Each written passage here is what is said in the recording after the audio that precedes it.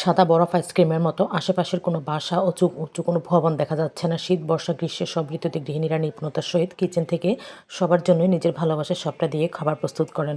ডিম ভেজে নিচ্ছিলাম। চুলার পোলাও চাল, মসুর ডাল, মুগ ডাল ০.৫ ঘন্টা আগে পানিতে ভিজিয়ে রেখেছিলাম। যেহেতু হাতে সময় ০.৫ ঘন্টা, তাই ০.৫ ঘন্টা আগে ভিজিয়ে রাখার পর পেঁয়াজ কুচি, রসুন, আদা বাটা দিয়ে হলুদ, মরিচ, ধনে জিরা, গরম মশলা গুঁড়ো দিয়ে চাল ডাল ঢেলে দিয়ে ১৫ মিনিটের মধ্যেই হয়ে এলো। অন্য কড়াইয়ে পেঁয়াজ বেরেস্তা করা ছিল, বেরেস্তা ঢেলে দিলাম। খিচুড়ি, টমেটো, ধনেপাতা দিয়ে নামিয়ে নিয়েছি। সিম কুচি, আলু কুচি করে হলুদ, মরিচ, লবণ দিয়ে তেলে পেঁয়াজ কুচি, রসুন, আদা বাটা একসাথে দিয়ে নেড়ে ভাজিটা শেষ করলাম।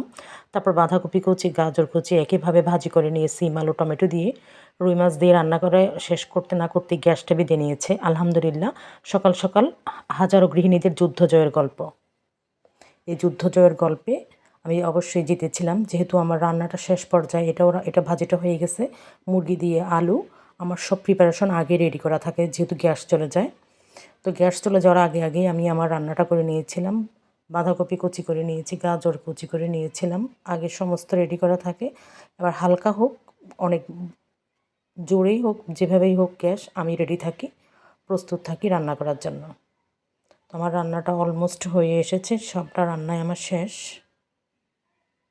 একসাথে দুটো চুলা লাগিয়ে দিয়েছি। আবার কারেন্টের একটা চুলো আছে, ইলেকট্রিক চুলো, ওই চুলাটার মধ্যে রান্না করতেছি। তো যদি বিপদে পড়ে তো ইলেকট্রিক চুলা তো নেওয়া যাবে, তবে এর আগে আমার রান্নাটা হয়ে গেছে। ৩-৪টা রান্না আমি একসাথে করে ফেলেছি।